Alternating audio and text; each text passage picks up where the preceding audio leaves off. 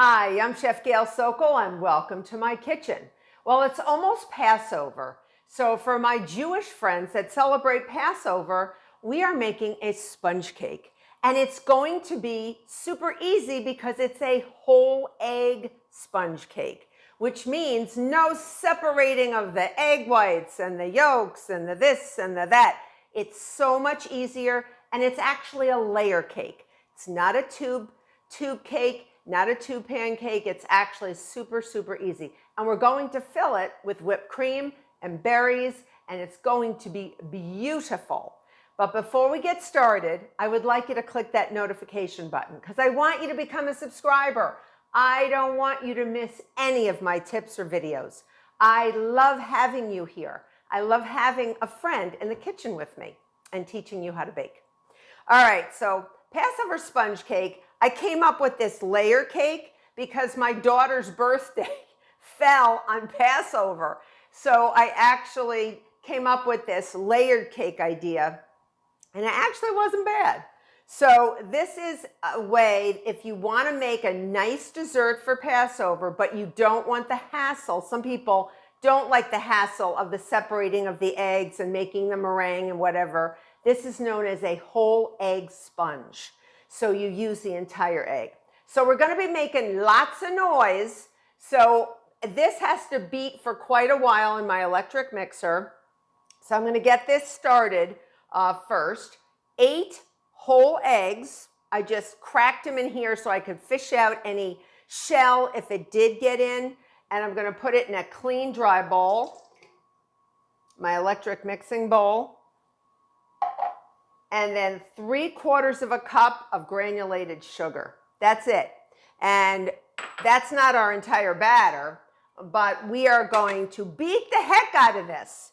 And we are going to beat it for quite a while. And we're talking like 10 minutes or so, even a little longer. I'm going to go on high with my whip attachment, and then I'm going to talk, and we have a lot to do before we actually get our batter together. So I've preheated my oven to 350 degrees Fahrenheit, fine, and I have 2 9-inch round cake pans that I have sprayed with nonstick cooking spray. I've placed a piece of round parchment paper on them, parchment circles, put them into the pan and resprayed it with nonstick cooking spray. And I'm not flouring it because I would have to use Passover cake meal, which would be fine, but I don't need to flour it. We're fine. Okay? So in one relatively medium-sized bowl, I have 1/3 cup of potato starch. That's going to sort of act like the flour in our cake, and 1/3 cup of cake meal, okay, which is good for Passover. And I'm just going to whisk it up. And while this gets nice and light yellow, the eggs and the sugar are going to get really, really, really sort of full of air. Not as much as a meringue. Remember, this is a layer cake. It's not going to rise up that much, but it's going to make a nice textured cake. Make sure you get all the lumps and bumps out of that. All right, just whisk it nice. And then I'm going to put that aside. And in another bowl, I have 3 tablespoons of canola oil. All right, I'm going to put that there. Oh, this is almost like a genoise, a French sponge cake. But instead of butter, we're using canola. 1 tablespoon of fresh lemon juice. And I have the zest from 1 lemon. And I have the zest from 1 orange. So it's going to have a really nice citrusy flavor. So I'm going to get the orange out and the rest of the lemon out because it got stuck in there. And I'm going to whisk that up as well. So I want all the lumps and bumps, all the clumping from the zest to be broken up. Now if I put these two together, my dry ingredients, my cake meal And my potato starch, it would become like glue, thick glue, and I wouldn't be able to beat it or fold it into my egg and sugar mixture. Now my egg and sugar, if you see it, huge, huge. And because we're beating air into it, once it comes out of there, I am going to put it into a large bowl that I can actually fold all these ingredients in. And it may lose a little volume, but that's okay. We've prepared for it by overbeating, and I'm using my whip attachment. Don't use your paddle. We want volume, people. All right, lots of volume. Now, wait till you see what I have. All right, so we have this beautiful light lemon colored, almost of a batter. All right, wait till you see this. Look how beautiful. Look how fluffy. It got so fluffy. All right, I'm gonna pour that into my giant bowl. And you really don't wanna go answering the phone or talk to a friend or do anything that's gonna take a long time because there's air in here and we're trying to maintain the airy quality. So what we're going to do now is add our flours, you know, our potato starch and our cake meal. And you can see it's going to sort of sink a little bit. We're going to lose a little air. Don't worry about it. But isn't that beautiful already? All that was 8 whole eggs and 3/4 of a cup of granulated sugar. All right, so I'm going to fold that in and make sure that that is folded in. And then I'm going to fold in my liquid ingredients. All right. A genoise just basically has a little bit of butter that's folded in at the end, but we're using our canola oil. So I'm really folding, but I'm also making sure that I see all that flour getting mixed in. And we have lost a little volume, but I'm not going to worry about it. This gives our structure the height of our cake because it can't have any leavening in it for Passover. What's giving it actual structure is the potato starch and the cake meal, but the eggs are going to hold it together because when they cook, they are going to become sort of firm. Okay, so now I'm going to divide this up. I'm going to make sure that this is all. If you have to mix a little bit just to get all that flour in there, you can. All right. All right. I'm going to make sure that that is all in there because you really don't want clumps. If you see a few clumps, you can actually just move it around. And it does happen with a sponge cake, especially a Passover sponge cake. So I am actually going to go in here for a second. And it does happen. That's what I'm going to show you. I see a few clumps. I'm going to go back with my whisk. Just whisk it without trying to lose the bubbles. I see a few clumps from that cake meal. Okay. Just in and out. Just a quick in and out. So we're just going to divide the batter. Just go a little bit here and a little bit into here. All right. Normally, you would not even grease a sponge cake, a pan that you're going to make a sponge cake in, you wouldn't even grease it. Here we have to because it's a layered pan, a circle, and we want to get it out. I'm going to put a little more in here, evenly divide it, just eyeball it, and it will rise a bit, and it is beautiful. It is a beautiful. And my daughter was really happy with this cake. She really was. And you can frost it with anything you want. We're just going to do very, very simple. A simple whipped cream. All right. All right. So I'm just going to smooth it out very, very quickly.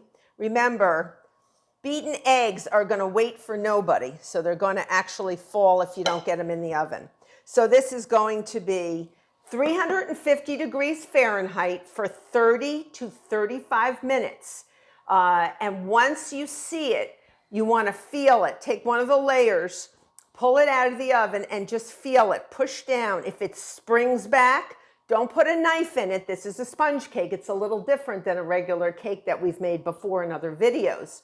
So just put your finger on it. If it sort of pushes back and springs back, you're done.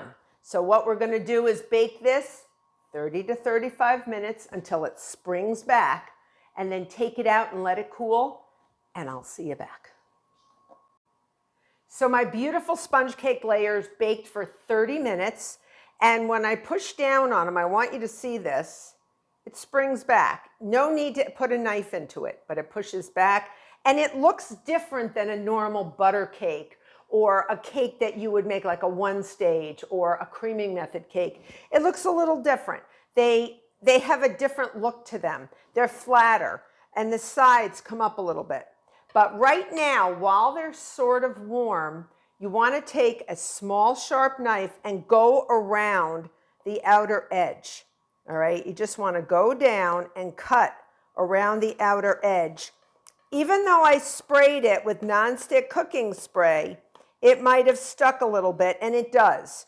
And that is perfectly normal. So I'm just going around as best I can. This is very typical for a sponge cake. So if you see that it's really stuck to the sides, it's supposed to. And most sponge cakes are baked in 2 pans. They're not baked in a layer form, in a circular layer cake. So we're just going to go around, and I'm going to leave it in here until it's fully cool, and then we're going to unmold them and flip them over. We can put them on cake circles or just on a plate, and we peel off the parchment paper from the bottom, and they're going to be fluffy and basically very different textured than a cake that you've made with flour and eggs and butter. So I'm going to continue cutting around my other one and let them cool, and I'll see you back. So my beautiful Passover sponge cake layers have cooled, and they're perfect. And I took one out of the pan. I'm just going to leave it. The parchment's still underneath. I'm just leaving it there so I can flip it over when we put our whipped cream topping and filling in. And then I have a turntable, and I'm just going to put one on there. I've removed the parchment paper. Make sure you remove it. Just gently peel it off. It's so camouflaged. You may not be able to see it. It's really in there. All right, so I am going to beat some whipped cream, like a whipped cream chantilly, filling and frosting, just basically sweetened whipped cream flavored with a little vanilla extract. So I have 3 cups of really cold, heavy cream. You want heavy cream. You don't want half and half. You want heavy cream. We want to get to stiff peaks. I have, I believe I added 3/4 of a cup of confectioner's sugar. If you like it a little bit less sweet, you can add a little less. But I think that's about right for about 3 cups. Some people add a lot less, but I think that's about right. And our cake is pretty neutral, so we need a little bit of something, something. 1 teaspoon pure vanilla extract. All right. And now, you know my hack. I'm going to put my whip attachment on, but you know I put a kitchen towel over so you don't see Chef Gail and Chef Gail's kitchen covered in confectioner's sugar. So we're going to go warp speed until we get stiff peaks. And my layer in the middle is going to have some preserves. I love strawberry preserves or raspberry. It's up to you. And then I have some cut berries that we're going to put on top. In the center, I have strawberries that are halved. I have raspberries and blueberries. So whatever you want. Always check your cream to make sure you didn't make butter. I did not make butter. Not yet. So we want that to be nice and stiff. And then we're going to go around it with a rubber spatula all around the bowl. Put it in another bowl so we can sort of make sure everything's blended in. And I could have made this ahead and chilled it. And this cake would be best served the same day, even the next day. The heavy cream would last. You do not have to stabilize it if you didn't want to right now. All right, one more go around, and I think we're done. All right. Okay. So this is beautiful. This is my whipped cream, and it's really nice and stiff. And this is what you want. This is what you really want your whipped cream to be. Okay? Okay. Take my rubber spatula. I'm just going to do a go around. Make sure that everything was blended in, and it was. And it's nice and cold. Put that in there. Beautiful. Okay. And if you have any left over, you can put it on ice cream. Put it on a cake. Take a spoonful. Whatever you want to do. It's fun to have some extra whipped cream around. There's nothing wrong with it. All right, so I have my beautiful jam. This is strawberry. You can do seeded, you can do without seeds. But I am going to put one layer of cream first on the bottom of that jam. So just a little bit. And I'm going to use my big offset to spread it. A little bit more maybe. Because you want to see a nice coating. This is seedless strawberry jam. If you want to have seeded, you can also, or full of seeds, you know, with the seeds, you can buy that as well. You could even do apricot if you want. I'm just not a fan of the apricot, and I like seeing the red berry, the red color of the berries inside. Or you could even make your own filling. But I like the jam in this. I really do like the jam. It's sort of really pretty, really, really pretty in there. All right. So now I'm going to sort of dollop, gently dollop, because this is thin. I'm going to sort of dollop. I have about half a cup, generous half a cup of jam. And like I said, this is without seeds. I'm just going to give it a little spread. I don't want it to go over the edges. So I do want to be careful how much I'm adding. I don't want it to go into the whipped cream either. And we're just going to sort of move it around. We do need a little more. Go easy on it because you can always add more. You can't take it off. All right. I had to learn that the hard way. When I first started baking as a kid, I remember pile it on, and then I realized, ooh, that was a mistake. You can't take this off of here. Okay. So I did need most of that half a cup. And it was a generous half a cup. All right, so I'm going to spread that. And then as I put my other layer on, it may spread a little more. And if it goes over the edges, we're going to try to prevent that from happening. But if it does, it does. You can also take a pastry bag and make sort of a line, sort of like a fence that the jam cannot go over. So I'm going to take my next layer and I'm going to flip it over. I'm going to flip it over. And mine still has the, just do it very, very gently. And it has, remember, that parchment paper. You couldn't even see it. You couldn't even see it, but it's in there. It's in there. So you want to make sure that you see it. And sometimes in a sponge cake, you'll see a little bit of a layer on the end sort of peel off. Very normal. Happens a lot in egg foam cakes. Not a problem. All right, not a problem. Sometimes you can sort of patch it back. And what do you think the whipped cream's for? To cover it up. So it's not a problem. All right, so we're going to gently put this on here. And you would never guess that this is a Passover sponge cake. You really wouldn't. It's fun. It's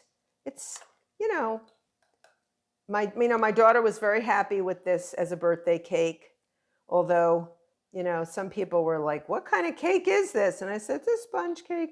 And most little kids don't ask for a sponge cake. So this is what we could do. But she was very appreciative, I think. And bring it down over the sides. And you really want to put enough whipped cream so you don't need to do a crumb layer. You just want to get enough whipped cream over there so you cover all the crumbs. And sometimes in a sponge cake, you will get some crumbs. So we cover them up. And I still have more. And that's why I did make so much cream, because there's always something to cover. All right. But I'm telling you, the sponge cake, isn't it easy to make? It's so quick.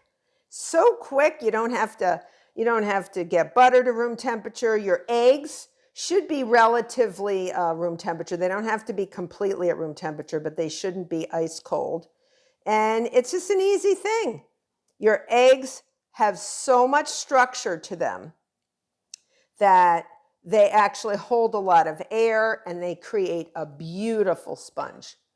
And it's like I said, very similar to that French genoise, which is a whole egg sponge, but has butter sort of folded in at the end. All right. So I'm going to go down on the sides. And I do have a cardboard cake circle because I want to take this and I want to transfer it to a nice, beautiful serving platter so I can put my berries on top. And it's so festive looking. It really is. It can be for any type of holiday. It's just so good. This is in my cookbook, Baking with Success, which is available. So you can get it wherever books are sold. You can get it online, on Amazon, wherever you want. So I'm going to keep adding just a little bit more. Might as well finish what's on here. And then we're going to do our berries. All right. You can always pipe too. And if you wanted to make more cream, you could. I just thought this was like pretty good. The 3 cups. If you wanted to do 4, I have done 4 in the past. But if you want to do just 3 is good. All right. And just make sure you get that cream everywhere. And if you have a little extra, scrape it off on the bowl. All right. Just like you're spackling. I'd be a really good spackler. I really, really would. Because that's what, when you frost a cake, that's what you do. You're taking that offset spatula and you're using that spackling tool to actually do that. I actually had somebody fix something on my ceiling, and I said, "You would be a good froster of a cake." And he looked at me like, "Okay, lady, you're nuts," because he just was a natural cake froster. I said, "You could be a really good baker, you know." And he said, "Nah, I don't think so." So I said, "Okay, you don't quit your day job, and I won't quit my day job." Okay. All right, so there you have it. I'm doing it as evenly as I can. If you see it's a little uneven, you can fix it. All right. So now I am going to move it. I'm always trying to do more on the sides because that's what I do. All right. So I'm now going to move my platter and get my pretty platter. Look how pretty footed platter. And I'm going to put this on top. So this is how I would serve this, all right? And I would just take some of my berries and place them just sort of gently, not even like really fancily, placed on. I sort of plop them on, but they look so pretty. So I just halved them. I washed them. I took the hull off, and I have done it also leaving the hull on. So I've done it many different ways when I make this, and everyone loves it. They'll say, "This is Passover sponge cake?" "Yeah, never saw this before." And I'm like, "Yeah, this is my version of a Passover sponge cake." So if you want something a little different, It's a little different. It's something, just a little something different. Few raspberries, or you can just make it all strawberry, just a few. Just dot them on. And then I'll put a few blueberries, and then what I like to do is just dust it with a little confectioner's sugar, because that's nice. If you had some other type of berries, you could use it. You could do it. You could even do peach preserves, and if you lived in an area that had fresh peaches now, which not many people do, but if you did, I wouldn't do frozen. Or you could even do a filling, like a strawberry filling. I have a really good strawberry filling on my website for like a cheesecake, and that would also be nice for this. All right, so this is what I do. I take my little sieve and I just sieve sugar over the fruit. Looks so pretty. It looks so pretty. All right. And when you wow your friends and family with this beautiful Passover sponge cake, they're going to be like, wow. So I hope you make this beautiful Passover sponge cake. I wish my friends that celebrate Passover a wonderful Passover. And I hope you become a subscriber. Till next time.